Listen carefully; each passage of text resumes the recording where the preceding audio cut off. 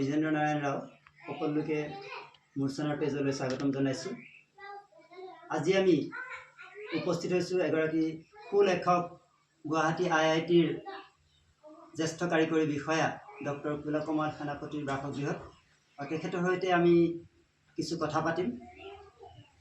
সৰ্বপ্ৰথমে এই মূৰ্ছনাৰ পেজলৈ মূৰ্ছনাৰ তৰফৰ পৰা আমি তেখেতলৈ আন্তৰিক অভিনন্দন তথা স্বাগতম জনাইছোঁ। নমস্কাৰ। ধন্যবাদ। মই মূৰ্ছনালৈ মোৰ আন্তৰিক ধন্যবাদ আৰু শুভেচ্ছা জ্ঞাপন কৰিছোঁ। আচলতে সাহিত্য কৰ্মৰ লগত জড়িত হৈ বিভিন্ন দিশত নিজৰ চিন্তাক প্ৰতিফলিত কৰিব বিচাৰি নৱপ্ৰজন্মক সাহিত্যৰ দিশত আকৰ্ষিত কৰাৰ এক প্ৰয়াস তেখেতে অব্যাহত ৰাখিছে। আমি তেখেতক সৰ্বপ্ৰথমেই তেখেতৰ যি সাহিত্য কৰ্ম, সেই সাহিত্য কৰ্মৰ প্ৰতি তেখেত কেনেধৰণে অনুপ্ৰাণিত হৈছিল সেই সম্পৰ্কে কিছু অৱগত কৰিবৰ বাবে আমি অনুৰোধ জনাম। সাহিত্য কৰ্মটো আচলতে আমাৰ সাহিত্য কৰ্ম কেনেকৈ অনুপ্ৰেৰণা বুলি ক'লে আচলতে সৰুৰ পৰাই এইটো কথা ক'ব লাগিব। আমাৰ সভ্যতা সংস্কৃতি বা যিটো আমি সংস্কৃতি বা পৰিৱেশত আমি গঢ় লৈ উঠিছোঁ, সেই পৰিৱেশটোৱে সাহিত্য সংস্কৃতিৰ লগত জড়িত। আমি বিশেষকৈ গাঁৱত আমি ডাঙৰ দীঘল হোৱা, গাঁৱত বিশেষকৈ ভাওনা সভা বিভিন্ন সাংস্কৃতিক অনুষ্ঠানৰ লগত জড়িত আৰু প্ৰতিটো সাংস্কৃতিক অনুষ্ঠানেই সাহিত্য বা লেখা এই বস্তুবিলাকৰ লগত ওতঃপ্ৰোত হৈ জড়িত। গতিকে সেই মৰ্মে আমি পাঠ্যপুথি সৰুৰ পৰা পাঠ্যপুথিবিলাক পঢ়াৰ উপৰিও আমি কিছুমান সাধু কথা জাতীয় কিতাপ যিবিলাক এই আমাৰ ওপৰ ক্লাছৰ যিবিলাক আমাৰ বাইদেউহঁতে বা দাদাহঁতে পঢ়িছিলে বা কিছুমান আমাৰ আগতে আমি সেইবোৰ বৰচাং বুলি কওঁ, বৰচাঙত কিছুমান পুৰণা কিতাপ আছিলে, সেই কিতাপবিলাক আমি খুচৰি খুচৰি আনি পেলাই পঢ়ি সেই সাহিত্য জাতীয় কিতাপবিলাক সাধু কথা জাতীয় কিতাপবিলাক তেতিয়া আমি ৰস লৈছিলোঁ অলপ পঢ়ি মেলি। গতিকে তেনেকৈ অলপ অনুপ্ৰাণিত হৈছিলোঁ। আৰু দ্বিতীয়তে টিংকল, সেই সময়ত টিংকল খুব চলিছিলে। টিংকল আমি ঘৰত তেনেকৈ পোৱা নাছিলোঁ পঢ়িবলৈ সুবিধা, কিন্তু কেতিয়াবা আমি আলহী ঘৰত যাওঁতে বা বিভিন্ন ঠাইত যাওঁতে বা অনুষ্ঠানত যাওঁতে আমি টিংকল দেখিছিলোঁ। টিংকলত বিভিন্ন সেই ছবিবিলাক আছিলে যে ছবিৰ প্ৰতি আমি এই ছবি বস্তুটোৱে বিশেষকৈ শিশুসকলক বিৰাট আকৃষ্ট কৰে। গতিকে সেই বস্তুবিলাকৰ প্ৰতি আমি তেতিয়া পঢ়ি পেলাই আমি বেলেগ ধৰণৰ এটা স্বাদ পাইছিলোঁ, সুস্বাদু পাঠ্য আছিলে সেইবিলাক কৰিছিলোঁ। আৰু তাৰ লগতে আমি যেতিয়া মামাহঁতৰ ঘৰত গৈছিলোঁ বা তেনেকৈ আমি আত্মীয়ৰ ঘৰত গৈছিলোঁ, আমি বিশেষকৈ আমি চাপৰি অঞ্চলত ডাঙৰ হোৱা, গতিকে আমি সিমান এই কিতাপৰ লগত আমি পাঠ্যপুথিৰ বাহিৰে বিভিন্ন ধৰণৰ কিতাপ আমি পৰিৱেশ পোৱা নাছিলোঁ। কিন্তু আমি যেতিয়া বাহিৰত গৈছিলোঁ তেতিয়া সেই পৰিৱেশবিলাক আমি দেখিছিলোঁ। দেখি পেলাই আমি সেই কিতাপবিলাক দেখি আমি পঢ়িবলৈ যত্ন পঢ়িছিলোঁ বা সাধুজাতীয় কিতাপবিলাক আমি আকৃষ্ট হৈছিলোঁ। আৰু তেনেকৈ সাহিত্য বা লিখা বস্তুবিলাকৰ প্ৰতি আমি পাঠ্যপুথিৰ উপৰিও আমাৰ ধাউতি এটা সৰুৰ পৰাই গঢ় লৈ উঠিছিল। হয়, নিশ্চয়কৈ। আগতে দেখা গৈছিল যে ছাত্ৰ ছাত্ৰীসকলে পঢ়ি থকা সময়ত সাধু কিতাপ বা অন্যান্য গ্ৰন্থ অধ্যয়নৰ এক হাবিয়াস পৰিলক্ষিত হয়। আৰু সেই মৰ্মে অভিভাৱকসকলেও গ্ৰন্থৰ যি যোগান ধৰিব লাগে, ছাত্ৰ ছাত্ৰীসকলক যোগান ধৰিব নোৱাৰা অৱস্থাও আছিল। কিন্তু বৰ্তমান দেখা গৈছে যে ডিজিটেল মিডিয়াৰ এতিয়া সময়, আৰু গতিকে শিক্ষাৰ্থীসকল শৈশৱৰ পৰাই ডিজিটেল মিডিয়াৰ লগত জড়িত হয়, মোবাইলটো হাতত থাকেই যিহেতু, গতিকে তেওঁলোক যথেষ্ট সেই দিশত আগ্ৰহী হোৱা দেখিবলৈ পোৱা যায়। এই আগ্ৰহী যে হয়, মোবাইলৰ প্ৰতি আসক্তি যিটো বৃদ্ধি পাইছে, ই গ্ৰন্থ অধ্যয়নৰ যি আগ্ৰহী হোৱাৰ ক্ষেত্ৰত বাধাৰ সৃষ্টি হৈছে বুলি আপুনি অনুভৱ কৰে নেকি? এই ক্ষেত্ৰত দুটা কথা ক'ব লাগিব। বাধাৰ আমি প্ৰত্যক্ষভাৱে বাধাৰ সৃষ্টিকাৰক বুলি আমি ক'ব নোৱাৰোঁ। এটা খুব সুলভ হৈছে, আমাৰ বিভিন্ন পাঠ্যপুথিয়ে হওক বা বিভিন্ন ধৰণৰ যিবিলাক আমাৰ তথ্য বা যিবিলাক গৱেষণামূলক তথ্য হওক, বিভিন্ন সাহিত্যৰ তথ্য হওক, বিভিন্ন ধৰণৰ তথ্য পাতিবিলাক খুব আমি সহজে মুহূৰ্ততে হাতৰ টিপতে আমি তথ্যবিলাক সংগ্ৰহ কৰিব পাৰিছোঁ। আৰু সুপাঠ্যভাৱে আমি দৰ্শন পাইছোঁ, বিভিন্ন ভিডিঅ' মাধ্যমেই হওক বা বিভিন্ন আপোনাৰ অডিঅ' মাধ্যমেই হওক বা বিভিন্ন কিতাপ আকাৰেও হওক, যিটো ডিজিটেল বুক বুলি কয়। গতিকে আমি খুব সহজে আমি পাইছোঁ। কিন্তু সেইটোৱে কিছুমান তাৰ বিৰূপ প্ৰভাৱো আছে। আমাৰ সময়বিলাক আমাৰ হাতৰ পৰা নিৰ্দিষ্ট কৰি থোৱা সময়বিলাক আমাৰ কাঢ়ি লোৱা যেন লাগে। সেইটো কিয়নো আমি কিবা এটা বিশেষ বস্তু চাবলৈ যাওঁতে তাৰ লগত আনুষংগিক বহুত বস্তু আমি চাই পেলাই সময় নষ্ট কৰোঁ। আমি নৱপ্ৰজন্মকে সেইটো কথা ক'লেই নহ'ব, আমি ডাঙৰো সেই ক্ষেত্ৰত আমি ভুক্তভোগী। আমি সময় বহুত আমাৰ পৰা মূল্যৱান সময় আমি পাৰ কৰি দিওঁ। আমি যিটো সময় ধৰক এখন কিতাপক এটা টপিকৰ বিষয়ে আমি আধা ঘণ্টাৰ ভিতৰত শেষ কৰিবলৈ ডিজিটেল মাধ্যমত সেইটো চোৱাৰ লগে আমি ঘণ্টা ধৰি অতিক্ৰম কৰিছোঁ, সেই নিৰ্দিষ্ট বস্তুতকৈ আমি কিছুমান তাৰ আনুষংগিক বস্তু চাই পেলাই, আৰু তেতিয়া আমাৰ সেই মনোগ্ৰাহী বা যিটো আমাৰ ফ'কাছ, যিটো মানে আমাৰ মনোনিৱেশৰ পাৰ্টিকুলাৰ কোনো এটা বিশেষ বস্তু যিটো মনোগ্ৰাহী হ'ব লাগে বা সেই মনোনিৱেশ কৰি পেলাই তাৰ পৰা তথ্য আহৰণ কৰিব লাগে, সেইটোতকৈ যেন আমি কিছুমান তাৰ আনুষংগিক বস্তুৰ প্ৰতিহে আমাৰ ধাউতিটো হৈছে। গতিকে সেই ক্ষেত্ৰত অলপ বাধাকাৰ হৈছে।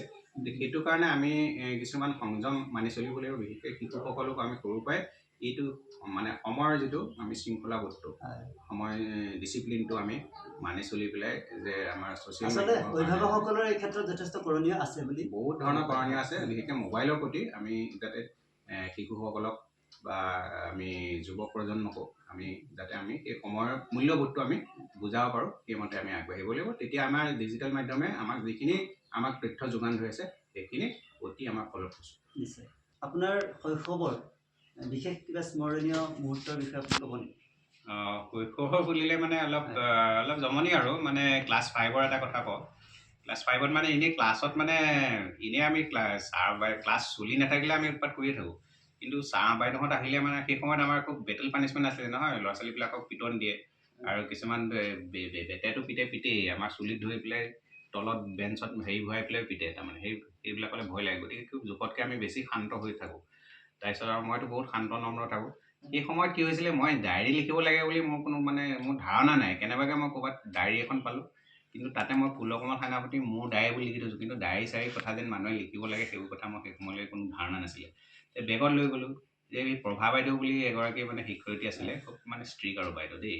আমাক প্ৰায় হিষ্ট্ৰী পঢ়াইছিলে, মানে বিষয়টো হিষ্ট্ৰী পঢ়াইছিলে। গতিকে সেই সময়ত তেতিয়া কি হয়, যেতিয়া ক্লাছ বাইদেউ পঢ়াই আছিল বা চবকে লক্ষ্য কৰি থাকে, কিবা কোনোবাই যদি খুচুৰি কাটুৰি থাকে তেতিয়া তাৰমানে লগে লগে পিটে। মই কিবা সেই কাৰণে সেই ডায়েৰীখন বেগটো খুচুৰি আছিলোঁ। খুচুৰি পেলাই ডায়েৰীখন এনেকৈ চাই আছিলোঁ। চাই থাকোঁতে বাইদেউ মোক দেখা পালে, বাইদেউ চিধা আহিলে মোৰ ওচৰলৈ। তাৰপিছত আৰু মইতো একদম ভয়ত মানে মোৰ কণ্ঠ শুকাই গৈছে, কঁপনি হৈছে, কি হৈছে, চাওঁ কি কৰিছা বুলি মোক এনেকৈ আজৰি পেলাই ডায়েৰীখন ল'লে। মই বোলো আজিতো আৰু মই পিটন পূৰা নিশ্চিত, পূৰা কিমান পিটে ঠিক নাই। তাৰপিছত আৰু সেমেনাকৈ তললৈ মোক গৈ আছোঁ আৰু যেন তেনে। তাৰপিছত বাইদেউ ক'লে, দেখিছা তোমালোকে ডায়েৰী বস্তু কোনোবাই শুনিছা?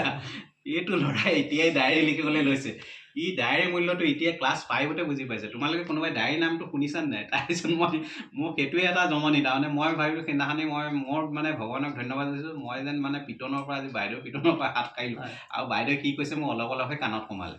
কিন্তু পিছত যেতিয়া মই ডাঙৰ হৈছোঁ সেই কথাটো মোৰ মনত থাকিলে, আৰু তাৰপিছত মই যেন ডায়েৰী লিখিব লাগে সেই কথাটো মই পিছত অনুধাৱন কৰিছিলোঁ। আৰু ডায়েৰী লিখাটো মই বহুত মানে ডাঙৰলৈকে মই মানে পূৰা নিয়মীয়াকৈ নকৰিলেও মই বহুতখিনি মোৰ ডায়েৰী আছে, সেইখিনি কথা মোৰ লিখা আছে। গতিকে সেইটোৱে কিন্তু বহুত তেনেকুৱা ধৰণৰ কাম কৰে।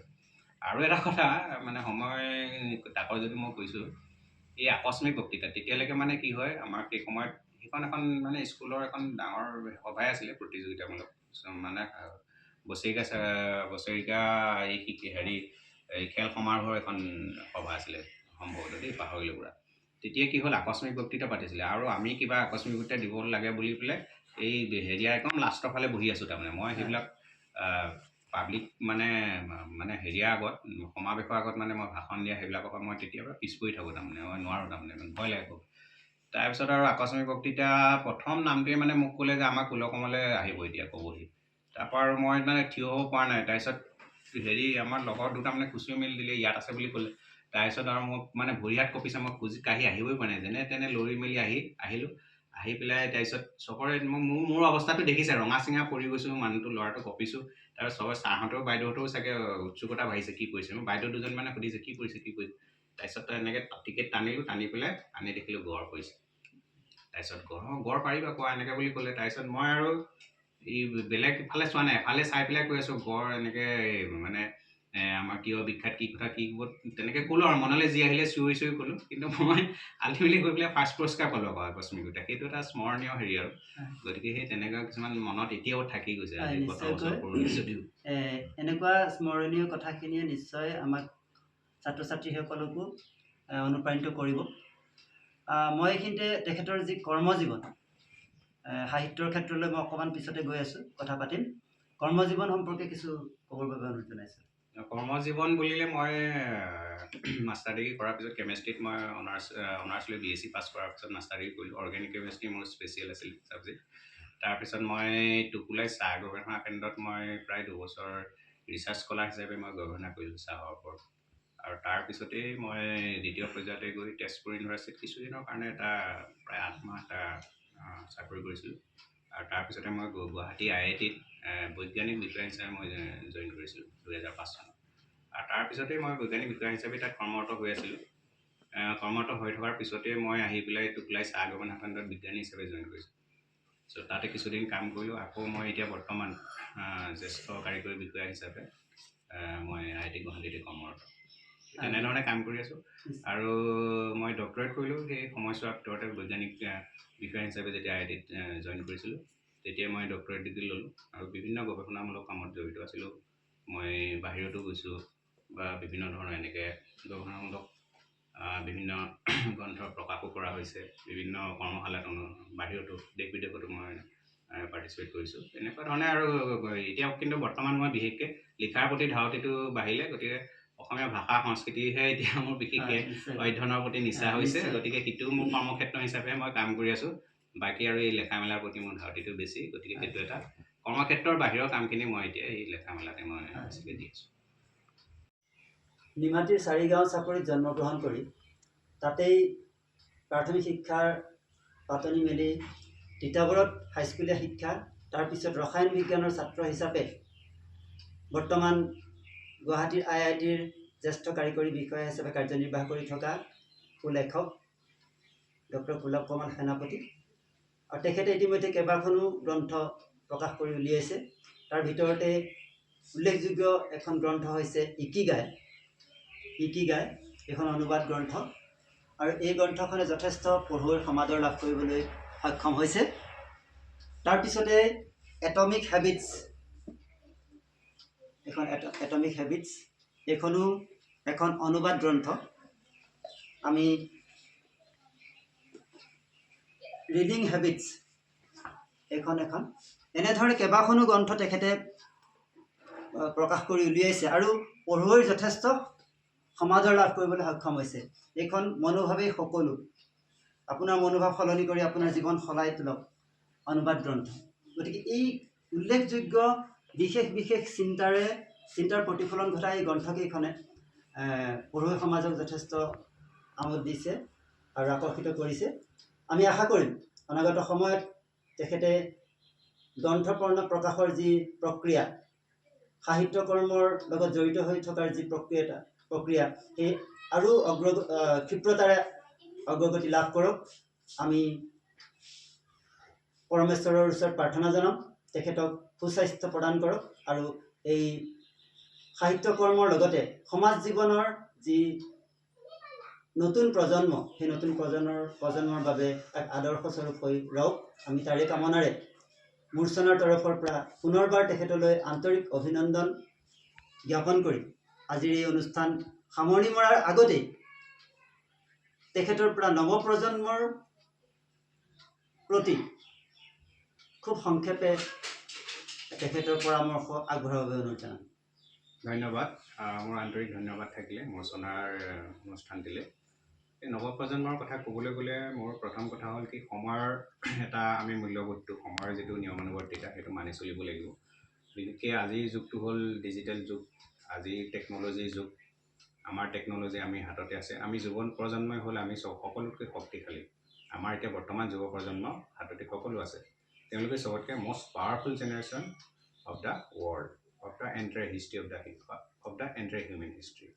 গতিকে এইটো কথা এজন নবেল লয়েটে কৈছিলে, মহম্মদ ইউনিছ বুলি, আমাৰ চুবুৰীয়া দেশ বাংলাদেশৰ তেখেত নবেল লয়েট। ত' তেখেতে প্ৰথম নবেল লয়েটৰ ভাষণটোত তেওঁতে কৈছিলে যে this new generation is the most powerful generation of the entire history of the world. গতিকে কিয়? সেইটো হ'ল টেকন'লজি। চ' আমাৰ ট্ৰিমেণ্ডাছ টেকন'লজি আমাৰ হাততে আছে তাৰমানে। গতিকে সেই টেকন'লজিটো আমি কেনেকৈ সুপ্ৰয়োগ কৰিব লাগে, সেই পাৱাৰখিনি আমি সুপ্ৰয়োগ কৰিব লাগিব। গতিকে আমাৰ এনাৰ্জি আছেই। গতিকে সেই যুৱ প্ৰজন্মক আমি এইটোৱেই ক'ব লাগিব যে আমাৰ যিটো শক্তি আছে, যিটো এনাৰ্জি আছে, সেইটো যাতে আমি ট্ৰেন্সফৰ্মেশ্যনটো যাতে আমি খুব সাৱলীলভাৱে, খুব পদ্ধতিগতভাৱে, খুব নিয়মগতিশীলভাৱে আমি ব্যৱহাৰ কৰোঁ আৰু তাৰপৰা যাতে সুফল ভোগ কৰোঁ। আৰু দ্বিতীয়তে কথা হ'ল কি, আমি গ্ৰন্থ অধ্যয়নৰ যিটো সংস্কৃতি, আমি অকল ডিজিটেল মাধ্যমত গ্ৰন্থ অধ্যয়নটোৱেই নহয়, আমি ছপা মাধ্যমৰ গ্ৰন্থৰ প্ৰতিও আমি বিশেষভাৱে আকৃষ্ট হ'ব লাগিব আৰু গ্ৰন্থ অধ্যয়নৰ স্বাদ ল'ব লাগিব। আৰু গ্ৰন্থ অধ্যয়নটো কেৱল আমাৰ ৰুচিবোধ সম্পন্ন ৰুচিবোধৰ ওপৰতে গ্ৰন্থ অধ্যয়নটো নিৰ্ভৰ কৰে, সেইটো ন' ডাউট। আমি কেৱল গল্প উপন্যাসৰ সেই মনোজগতিক তাতি সোমাই থকাতকৈ সেইটোতো আমি সোমাবই লাগিব। সেইটো হ'ল আমাৰ এটা এণ্টাৰটেইনমেণ্ট, এটা আমাৰ এটা তৃপ্তি।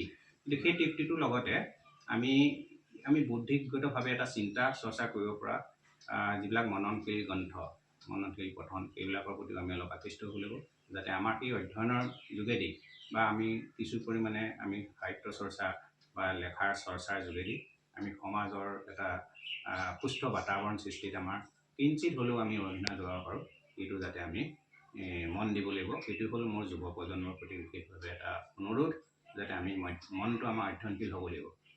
এটা কথা সঁচা যে আমি পাঠ্যপুথিৰ বাবে বাহিৰে বেলেগ অধ্যয়ন নকৰিলেও আমি বিভিন্ন ধৰণৰ ডিজিটেল মাধ্যমৰ যিখিনি জ্ঞান থাকে সেইখিনি লৈ আমি চলি থাকিব পাৰোঁ। আমি জীৱন ধাৰণ স্বচ্ছন্দে চলি থাকিব, কিন্তু সেইটো এটা সুস্থ মানসিকতা, সুস্থ সাৱলীল এখন সমাজ গঠনত কিঞ্চিত হ'লেও ক'ৰবাত যেন কিবা এটা আমাৰ কৰণীয় ৰৈ যাব। গতিকে সেইটো কাৰণে আমি যিহেতু মানৱ জীৱনটো খুব কম সময়ৰ কাৰণে আমি পৃথিৱীলৈ আহিছোঁ, খুব কম সময়ৰ কাৰণে, গতিকে সেই সময়খিনিত যাতে আমি সদব্যৱহাৰ কৰি পেলাই আমি নিজৰ লগতে আমাৰ নিজৰ পৰিয়ালটোৰ লগতে নিজৰ গাঁওখন বা সমাজখনৰ লগতে যাতে আমি সমগ্ৰ মানৱৰ কাৰণে কিছুমান কৰণীয় কিঞ্চিত হ'লেও 1%, 0.1% হ'লেও যাতে আমি কিবা কৰি যাব পাৰোঁ, সেইটোৱে আমাৰ মানৱ জীৱনটোৰ এটা সফল ৰূপায়ণ কৰিব। কাৰণ জীৱনৰ লক্ষ্য আৰু উদ্দেশ্য প্ৰাপ্তি যাতে আমি মূল্যটো আমি বুজি পাওঁ, সেইটো কাৰণে আমি নৱপ্ৰজন্মক, ডাঙৰ সকলো, অগ্ৰজ সকলেও আমি শিক্ষাটো দিব লাগিব, যাতে আমাৰ জীৱনৰ লক্ষ্য কি, উদ্দেশ্য কি, আমাৰ ধনী হোৱা উদ্দেশ্য নে, আমাৰ প্ৰতিষ্ঠিত হোৱাৰ কেৱল উদ্দেশ্য নে আমি ভালদৰে সুখে সন্তোষে জীয়াই থকাটোৱে উদ্দেশ্য, নে আমি মানৱীয় মূল্যবোধটো লাভ কৰি পেলাই এটা পৰম সন্তোষ লাভ কৰাটো আমাৰ জীৱনৰ উদ্দেশ্য। এই কথাখিনি আমি জানিব লাগিব। তেতিয়াহে এই বিফলতাই দিয়া তেওঁলোকৰ যিটো বিপথে পৰিচালিত হোৱাৰ যিটো কথা, সেইটোৰ পৰা তেওঁলোকে আঁতৰি থাকিব পাৰিব। গতিকে এই কথাখিনি অকল আমি যিহেতু আমাৰ মনোভাৱ সদায় প্ৰতিযোগিতামূলক হৈ আছে, গোটেই আমাৰ পৰিৱেশটোৱে প্ৰতিযোগিতামূলক হৈ গৈছে। বিভিন্ন প্ৰতিযোগিতামূলক পৰীক্ষাত আমি অহৰহ ল'ৰা ছোৱালীবিলাকে চেষ্টা কৰিছে, কৃতকাৰ্যতা লাভ কৰিছে, আৰু তাৰ মাজততো 10%, 20%, 30% অকৃতকাৰ্য হ'বই। গতিকে অকৃতকাৰ্যতাই তেওঁলোকৰ যে জীৱনত কিবা এটা হেৰুৱাব লাগিব বুলি কোনো কথা নাই। গতিকে প্ৰতি মুহূৰ্ততে বিভিন্ন ক্ষেত্ৰত জীৱনৰ সুযোগ সুবিধা আহিবই, আৰু সেই সুযোগ সুবিধাখিনি তেওঁলোকে কেনেধৰণে ল'ব পাৰে সেইটোৱে কথা। আৰু প্ৰত্যেকখিনি ল'ৰা ছোৱালীৰ এটা ইউনিক, এটা একক প্ৰতিভা থাকে, আৰু সেই প্ৰতিভাটো আমি বোলে আমি কোনোবা সংগীতত যাব লাগিব, বা কোনোবা আমি অকল বিজ্ঞানৰ ক্ষেত্ৰতেই যাব লাগিব, বা বিজ্ঞান পঢ়িলেহে আমি কৃতকাৰ্য হ'ম, তেনেকুৱা কোনো কথা নাই। সেই যিটো ভাল পোৱা, আমি যিটো বিষয়ে আমি ভাল পাওঁ, অত্যাধিক ধৰণৰ ভাল পাওঁ, আৰু সেইটোত আমাৰ এনেকুৱা ধৰণৰ মানে লাগি থাকিব পাৰোঁ যাতে সেইটোৱে আমাক কিবা এটা কাম কষ্ট কৰাৰ নিচিনা মূল্যটো নুবুজায়। গতিকে সেই তেনেকুৱা কামৰ প্ৰতি আমি বিচাৰি পেলাই আমাৰ লক্ষ্যটো উলিয়াই ল'ব লাগিব, আৰু তেতিয়াই সেই ল'ৰা ছোৱালীবিলাকক আমি তেনেধৰণে আমি ডাঙৰবিলাকেও শিক্ষা দিব লাগিব, যে তোমালোকে এইটোৱে হ'ব লাগিব বুলি কোনো কথা নাই, যে কৃতকাৰ্যতাৰ কাৰণে তোমালোকে চেষ্টা কৰা, আৰু বিফলতাৰ পৰাও শিক্ষা ল'ব লাগিব। গতিকে সেই কথাখিনিকে মই যুৱ প্ৰজন্মক ক'লোঁ, আৰু তাৰ লগতে অধ্যয়নশীলতা মন লাগিব। নিশ্চয়। আচলতে ধনাত্মক দৃষ্টিভংগীৰে মননশীল কৰ্মত অগ্ৰসৰ হৈ সমাজৰ এক গুৰুত্বপূৰ্ণ অংগ বুলি নিজকে ভাবি লৈ আগবাঢ়িলে নিশ্চয় নৱপ্ৰজন্মই আমাৰ সমাজখনক এক সঠিক ৰূপ দিবলৈ সক্ষম হ'ব। পুনৰবাৰ আমি আপোনালৈ আন্তৰিক ধন্যবাদ জ্ঞাপন কৰিছোঁ। নমস্কাৰ। নমস্কাৰ।